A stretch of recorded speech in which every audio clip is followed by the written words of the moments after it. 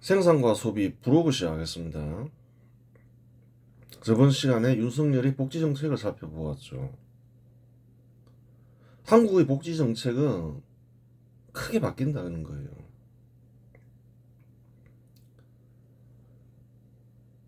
군사정부의 복지 정책과 이후의 복지 정책으로 바뀌죠. 그것을 알아야 되는 거예요.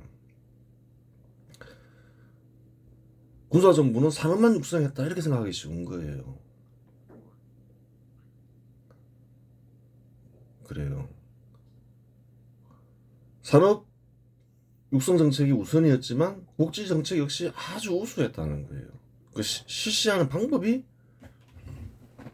노무현 이후부터는 크게 바뀌는 거죠. 완전히 달랐던 거죠. 어떻게 육성했나요? 그런 것도 노하우라는 거예요. 산업을 육성한다. 그럼 국민소득이 증가하잖아요. 그럼 복지기금도 증가하겠죠. 증가함에 따라서 복지 확대 정책을 실시했다는 거예요. 그러면서 대부분의 중요한 복지 정책은 다 누가 실시했나요? 빚 없이 군사정부가 실시했다는 거예요.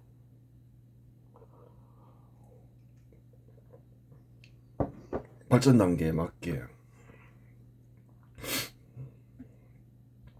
노무현 이후부터 어떻게 되나요? 산업 육성은 이제 뒤로 미루죠. 제일 우선되는 게 복지 확대죠. 발전 단계를 벗어나서 빚을 내서 복지 확대를 실시하기 시작했다는 거예요. 문재인 때는 아주 이제 노골적으로 시행했죠. 그래요. 장기간 뭐 빚으로라도 복지를 실시해야 된다. 그게 선한 일처럼 매겨지고 그렇게 일을 벌였다는 거예요. 뭘 핑계를 냈나요? 선진국 핑계 댔죠. 주로 유럽 국가들, 유럽 국가 모델로 가야 된다. 유럽 국가들 하나씩 잘못되고 있잖아요. 반국가적 행위를 했죠. 틀린 정책이었다는 거예요. 군사정부의 복지 정책이 유럽의 복지 정책보다 훨씬 우월한 복지 정책이었죠. 확인할 수 있는 거죠.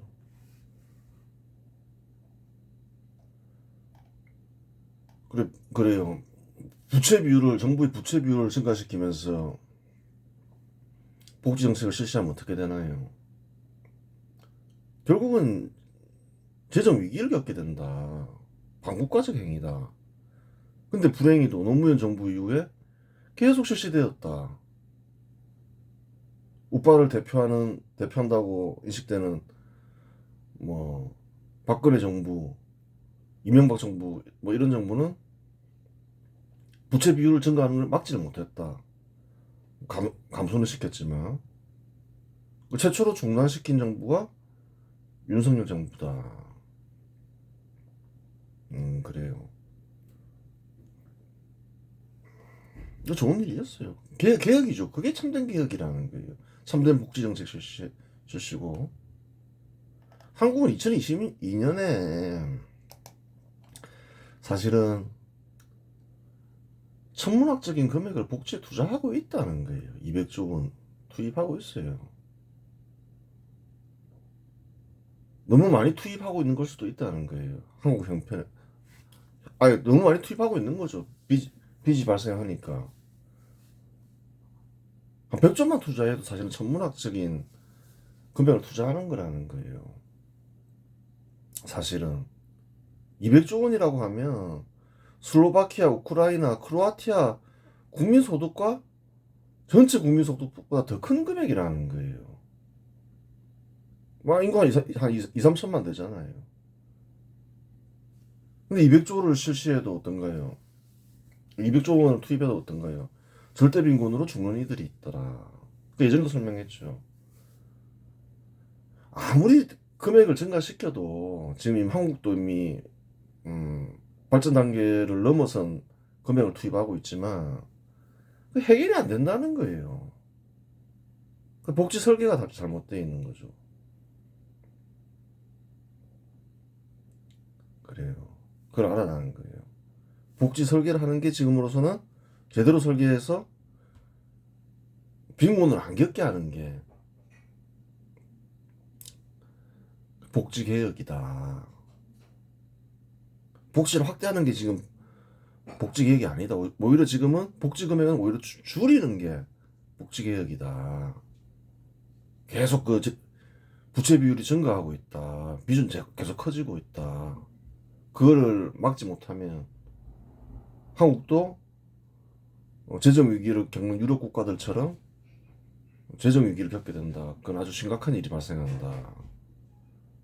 IMF 사태도 또 심각한 일이었지만 그것보다 훨씬 심각하다. 재정 위기는. 그 사실을 알아야 되는 거예요. 그 다음으로 이제 또 일단 부동산 정책을 살펴봐야 되겠죠. 2022년 대선에서 국민들이 문재인 정부의 민주당을 심판하고 더불어민주당을 심판했죠. 국민의힘 윤석열 후보를 선택한 이유는 명확하다. 급격한 최저임금 인상, 탈원전과 같은 반산업적 정책, 4대강 보호 철거와 같은 반문명적 정책, 북한의 이익을 우선시하는 종북 행보는 4분 오열된 근대국가 수립을 결집시켰다. 당연하죠. 한국에 뭐 군대국가 수립 세력이 있죠. 2025년 대선에서 확인됐잖아요. 직결하니까 40% 나오잖아요. 선거에서. 정확한 거죠. 정확한 정보인 거죠. 서울 아파트 가격 폭등에서 시작한 부동산 가격 폭등은 근대국가 수립 세력 기지를 지닌 인사들을 근대국가 수립 세력으로 끌어들였고, 그 결과 윤석열을 대통령 후보로 내세운 국민의힘은 집권에 성공했다. 그렇죠. 그럼 해야 될 일은 정해져 있는 거예요. 반시장적 정책을 폐기하고, 반산업적 정책을 폐기하고, 반문명적 정책을 폐기하고, 또 뭔가요? 또 추가로 붙은 이유는 뭔가요? 반시장적 부동산 정책이라는 거예요. 반시장적 부동산 정책을 폐기하고 서울 아파트 공급에 집중해야 된다는 거예요. 이명박 때 그랬으면 참 좋았겠죠. 제일 힘이 좋을 때고. 박근혜도 할 수 있었고. 윤석열은 좀 하기가 힘들었죠. 다 그 법을 개정해야 되니까. 좀 책임은 좀 덜하죠. 서울 아파트 가격 폭등에서 시작한 부동산 가격 폭등 그렇게 했고, 그리고 기지를 지닌 인사들을 근대국가 수립 세력으로 끌어들였고, 이제 집권에 성공했죠. 이는 반시장적 부동산 정책, 부동산 공급 억제, 세금을 통한 재산 침탈을 끝내라는 소리 없는 명령이었다. 그것도 되죠. 이는 우선적으로 그렇죠. 문재인이 실시한 대표적인 부동산 정책은 다음과 같다. 종합부동산세의 폭발적 강화, 규제지역의 전국적 확대, 임대차 3법 강행, 그런 게 있었죠. 계약갱신 청구권, 전월세 상한제 등. 재건축 초과이익 환수제 및 안전진단 규제 강화. 개발을 못하게 하죠. 재개발도 못하게 하는 거죠. 재건축뿐만 아니라. 그래요. 반문명적 행동이라고 했죠. 문재인 정부는 주택 소유자, 주택 구매자, 임대주택을 공급하는 다주택자를 범죄자로 취급했다. 더불어민주당이 그렇죠. 더불어민주당조차 대선 패배 후 부동산 정책의 실패가 정권 교체의 결정적 원인이었다는 점을 스스로 인정했다. 종합부동산세 개편. 윤석열은 개편을 했죠. 문재인은 종부세율을 대폭 인상하고 공시가격을 현실화한다는 명목으로 중산층까지 세금 폭탄의 사정권에 넣었다. 윤석열 정부는 출범 후 종부세 기본공제 금액을 6억 원에서 9억 원으로 상향하고 1주택자는 한 11억 원에서 22억 원으로 상향했죠. 그래요. 다주택자는 6억 원에서 9억 원 상향했다. 겹치죠, 내용이 하여튼. 세부담 좀 줄여주었죠. 기존에는 조정 대상자 지역 2주택자에게 1.2에서 6%의 중과세율을 매겼으나 이제는 주택 소유지와 소재지와 상관없이 0.5에서 2.7% 일반 세율을 적용한다. 그렇죠. 사실상 2주택자는 다주택 중과 굴레에서 벗어났다. 다주택자에게는 어떤 식으로든 간에 세금을 많이 부과하려고 하죠. 또 고가주택에 세금을 가중하게 부담시키려 하고 재산을 제약시하는 거죠. 3주택 이상 보유자라도 과세 표준이 12억 원 이상이라면 중과세율이 아닌 일반 세율을 적용받았다. 과표 12억 원을 초과한 초고가 다주택자에게만 중과세율을 적용하도록 범위를 좁혔다. 이게 더 잘못된 거예요. 나중에 얘기하기로 하고. 또한 급격한 세금 부담을 중단시키는 조치를 취했다. 세금을 하든 낮추는 조치를 취했다는 거예요. 기존의 3주택 이상자에게 전년 대비 세금이 최대 300%까지 늘어날 수 있게 했으나 이제는 주택수와 상관없이 150%로 통일했다. 갑작스러운 세금 폭탄을 방지하는 안전장치를 만든 것이다. 다주택자에게는 엄청난 세금을 부과시키려 하죠. 다주택자를 어떻게 보고 있다는 건가요? 범죄자로 보고 있다는 거예요. 다주택자에 대한 차별적 조치는 완전히 철폐하는 것이 맞지만 그러한 일을 원하지 않는 국민들이 제법 많기 때문에 차별적 조치를 완전히 철폐하지 못했다. 차별적 조치를 완전히 철폐하기 위해서는 입법부를 장악할 수 있을 정도의 의석이 있어야 하는데 입법부는 더불어민주당에 의해 장악되어 있었고 더불어민주당은 다주택자를 범죄자라고 생각했으며 다주택자는 범죄자라고 가짜뉴스를 퍼뜨리고 다니는 주범이었다. 더불어민주당은 다주택자를 범죄자라고 생각을 하죠. 다주택자가 어떤 이들인지 알기 위해서는 다주택자가 사회에서 어떤 역할을 하는지 알아야 한다. 그런데 생각을 해야 되는 거예요. 왜 더불어민주당만 집권하면 주택가격과 임대료가 폭등하나 생각을 해봐야 될 거 아니에요.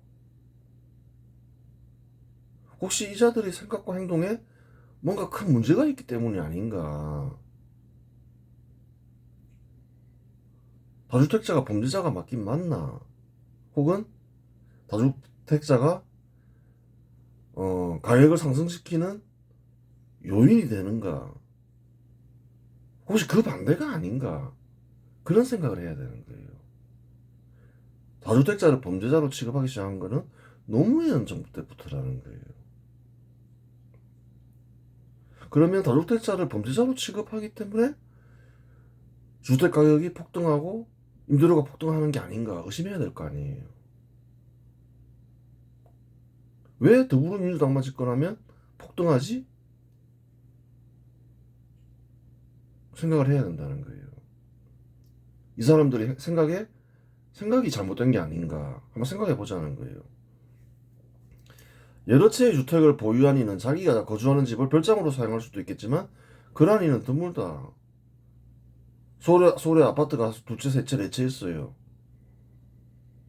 그 사람이 자기가 거주하는 집을 별장으로 사용하는 사람이 몇 명이나 있겠냐는 거예요. 다른 집안에 주택을 보유해도 마찬가지고 그렇게 많지 않다는 거예요. 대부분의 다주택자는 거주하는 집을 임대한다. 그걸 임대하죠. 임대하는 주택은 구매력을 갖추지 못한 구매를 갖추지 못한 주택 수요자는 임대주택에 거주하면서 삶의 질을 높일 수 있다. 그렇게 되는 거죠. 구매력을 갖추지 못한 수요자도 많죠. 그런 사람은 임차해서 살아야 될 거 아니에요. 아니, 임차하지 않을 수 있는 방법도 있다는 거예요. 직접 집을 지으면 되죠.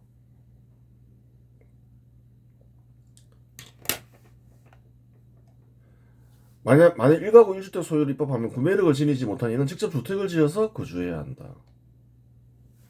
그래야죠, 뭐. 가정을 해보자는 거예요. 한 가구는 한 주택만 소유해. 그러면 구매력을 갖추지 못한 구매자는 어떻게 되나요? 그 경우 거주할 수 있는 곳은 판잣집, 초가집, 비닐하우스 동굴 정도이다. 그렇게 된다는 거예요. 직접 지어야 되겠죠. 가난할 때는 판잣집 초가집 사는 사람도 많았어요. 구매력이 없어서. 생각을 해보자는 거예요. 10명이 있는데 6명이 구매력을 지니고 있다고 가정하자.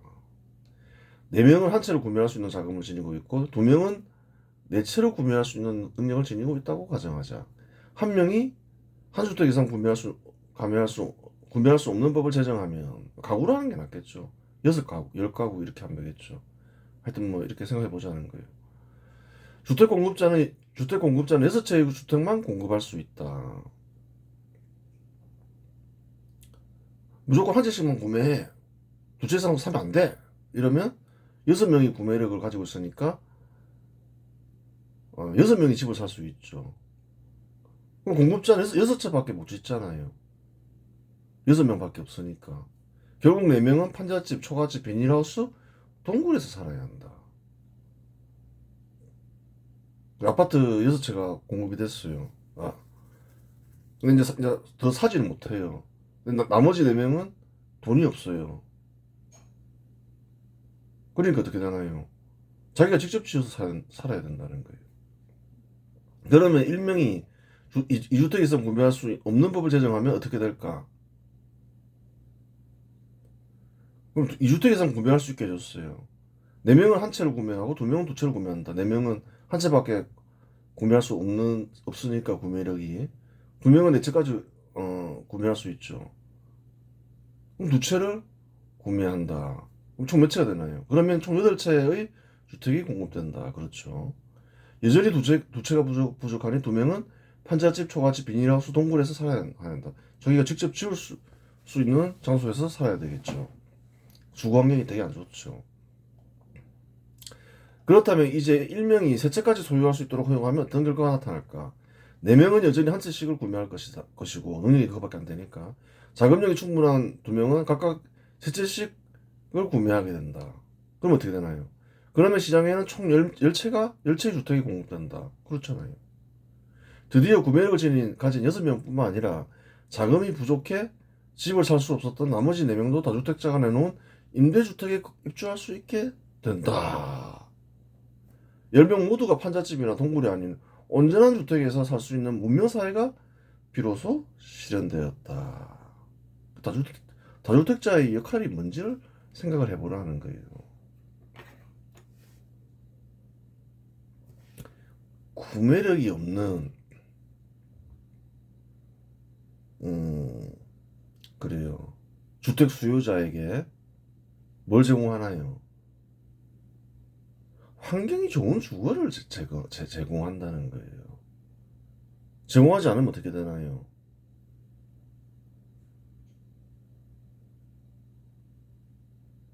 그 사람은 직접 지어서 살아야 된다는 거예요. 그러한 집은 현 시대에서 보면 아주 주거 환경이 안 좋다는 거예요. 초라하죠. 그렇게 되는 거예요.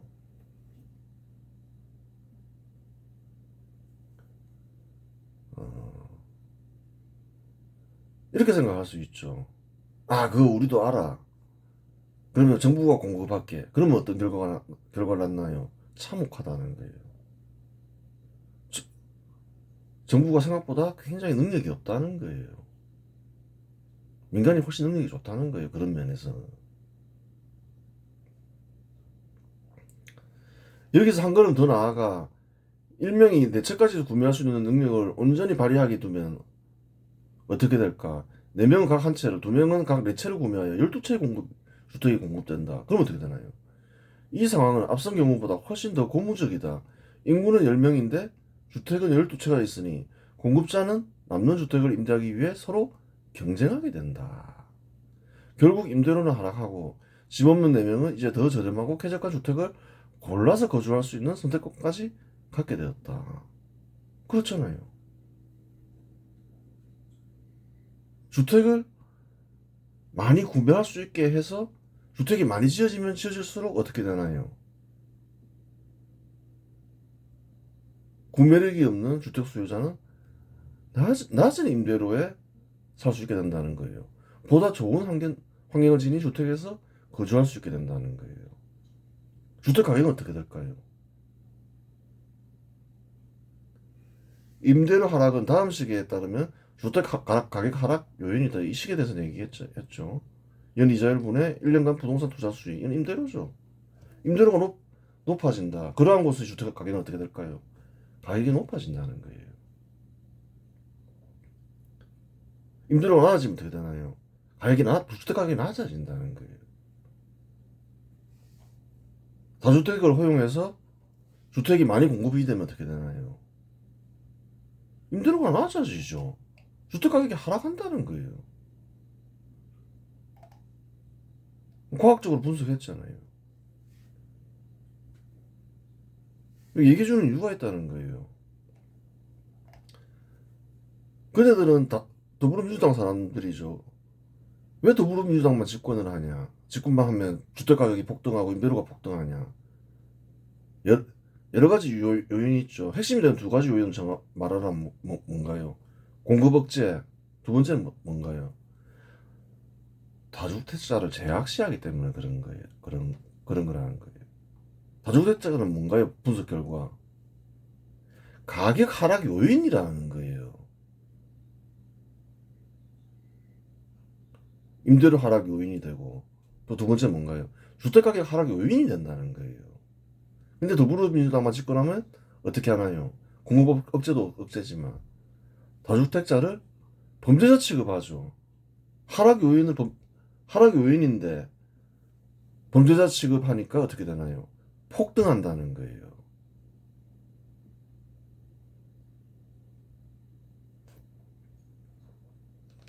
그래요. 1년간 부동산 투자 수익은 임대료이다.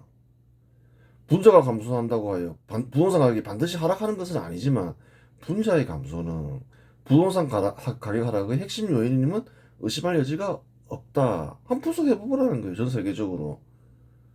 임대료가 높은 곳이 부동산 가격이 비싼지 싼지 분석을 해보라는 거예요. 안 봐도 비디오라는 거예요. 임대료가 비싼 곳일수록 부동산 가격이 비쌀 거다. 확인하고 싶으면 확인해보라는 거예요. 음, 부동산 가격이 급등할 때 주로 어떤 사람들이 공급하여 주택 가격을 안정시킬 수 있을까? 그래요. 그것도 생각해보라는 거예요. 누군가가 팔아야 되겠죠. 그래야지 공급이 돼야지 안정이 되겠죠. 신규 주택 공급자가 주택을 공급할 수 있다. 또한 기존의 주택 소유자가 이익을 얻기 위해 판매할 수 있다. 서울 같은 건 어떤가요? 신규 주택 공급자는 재개발, 재건축을 통해서 공급이 되겠죠. 그럼 재개발, 재건축을 장려해야 되나요? 또 재개발, 재건축하는 사람들이 이익을 보장해줘야 되나요? 이익을 침해해야 되나요? 이익을 최대한 보장해줘야 된다는 거예요. 또 어떤 사람이 공급할 수 있나요? 기존의 주택 소유자가 이익을 얻기 위해 판매할 수 있죠. 보자는 거예요. 일체를 소유한 이는 살 집을 팔아야 하니 공급자가 되기 어렵다. 내가 서울에서 계속 살겠다. 내가 서울에 집이 한 채 있다. 팔 수가 없다는 거예요. 물론 이제 더 좋은 주택을 얻기 위해서 이사하는 과정에서 팔 수는 있겠죠. 이채를 소유한 이는 한 채를 소유한 이보다 더 팔 가능성이 높아지지만 만일 소득으로 생활을 하고 있다면 역시 판매하기 쉽지 않다. 그래 뭐 팔 수 있겠죠, 두 채는. 근데 이제 만약에 이 사람이 어떤가요? 나이가 든 사람이에요. 그 임대료를 받고 살고 있어요. 팔 가능성이 별로 없다는 거예요. 3채 이상을 소유한 이는 2채를 소유한 이보다 판매 가능성이 높아진다. 즉 소유하는 주택 수가 많아질수록 판매할 가능성이 높아진다. 이렇게 되는 거예요. 가격 상승할 때 공급자의 역할을 하게 된다. 그럼 다주택을 장려해야 되나요? 장려하지 않아야 되나요? 가격이 상승할 때 가격을 안정시키는 역할도 하고 임대료 하락의 요인도 되고 그렇잖아요. 주택 가격을 안정시키는 역할을 한다. 그래요. 그 사실을 정반대로 생각하고 있다는 거예요. 더불어민주당이. 서울 아파트 가격과 임대료의 주기적 폭등의 원인은 모두 밝혀졌다. 왜 더불어민주당만 집권하면 폭등하느냐. 밝혀졌다는 거예요. 이 속에 답이 있다는 거예요. 군사정부 때까지는 성실히 일하는 사람들은 누구나 서울 아파트를 구매할 수 있었으며 임대료 역시 낮아 서울에 거주하는 일이 부담되지 않았다. 누구나 성실히 일하면 전국 어디에서나 서울 아파트를 구매할 수 있었다는 거예요. 아주 고가의 집 빼고는. 임대료 역시 그렇게 높지 않았다는 거예요. 왜 그랬을까요? 지금과 같이 막 서민이 살 수 없는 주택이 되고 임대료가 급등해서 막 너무 부담 가고 이와 같이 된 거는 얼마 안 됐다는 거예요. 불과 20년밖에 안 되지 않았다는 거예요. 노무현 정부 때부터죠.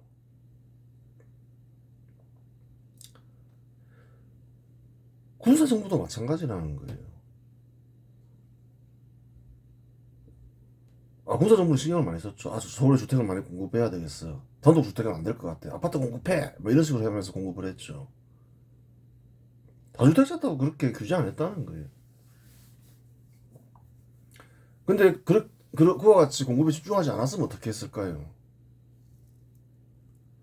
이미 서울 주택 가격이 너무 비싸서 군사정부 때 살 수 없는 집이 됐을 거라는 거예요.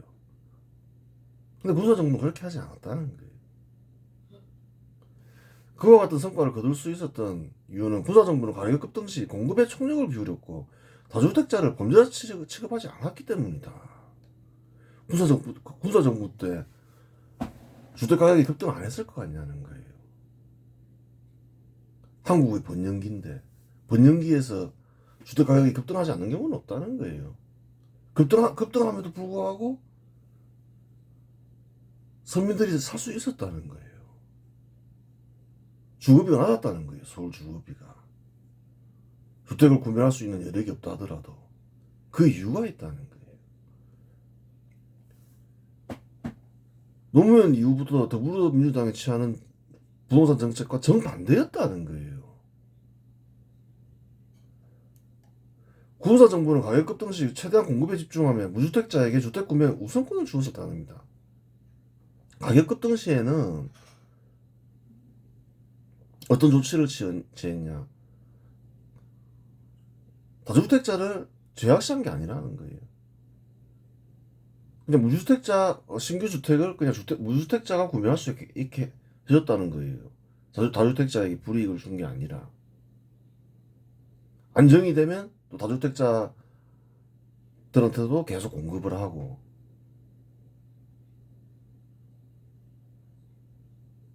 그랬다는 거예요. 그 결과 서울 주민들의 주거 환경은 크게 개선되었고 주거비 역시 매우 낮았던 것이다. 1960년대까지는 서울에도 초가집이 있었으며 판잣집 역시 1970년대까지 있었다. 계속 주택을 공급하면서 다주택자를 그래요. 범죄시하지 않았죠. 다주택자가 사겠죠. 그럼 초가집에 살던 사람들이 주택을 구매할 수는 없지만 훨씬 좋은 집에서 살 수 있게 됐다는 거예요. 그러면서 초가집과 판잣집이 사라졌다는 거예요. 사실이냐 사실이라는 거예요. 서울에도 70년대까지 판잣집이 있었다. 거짓말하는 게 아니다. 왜 사라졌냐?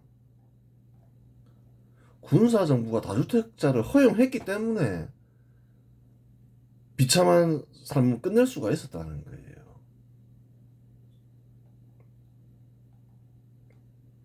사실이죠.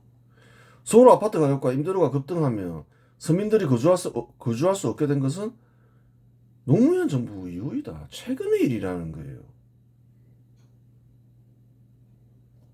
얘기했잖아요. 불과 20년 전에 20년도 아니죠. 10년 전에 강남 아파트가 한 25평대가 6, 7억 했다는 거예요. 그때도 군사정부 때처럼 공급에 집중했다고 생각해 보라는 거예요. 그냥 누구나 다 그냥 살 수 있는 거라는 거예요.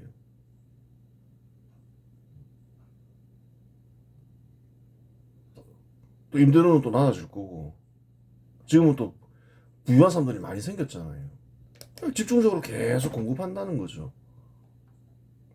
다주택 사고 싶으면 사. 계속 공급하면 임대료는 낮아지고 계속 거주비가 낮죠. 근데 그걸 뒤집어 엎은 게 누군가요? 노무현이라는 거예요. 국가에 큰 죄를 지은 거예요. 노무현 정부 때부터 공급을 제약시하면 공급을 최대한 억제하고 다주택자를 제약시했기 때문입니다. 왜 서울이 이렇게 이상해져 버렸냐? 군사 정부의 부동산 정책을 뒤집어 엎었기 때문이라는 거예요. 그래요. 분명하죠. 그 원리를 다 설명했죠. 원리를 곰곰이 생각해 보라는 거예요. 다주택자는 부동산 가격 하락 요인이다. 임대료 하락 요인이다. 근데 그것을 제약시하고 못하게 하니까 부동산 가격, 서울 아파트 가격과 임대료가 폭등하는 것이다. 더불어민주당만 집권하면. 그 더불어민주당 사람들이 생각과 행동이 잘못되었다. 그네들이 폭동의 주범입니다. 더불어민주당 사람들이 폭동의 주범이다. 이 증명이 되잖아요. 과학적으로. 이번 시간 여기서 마치겠습니다.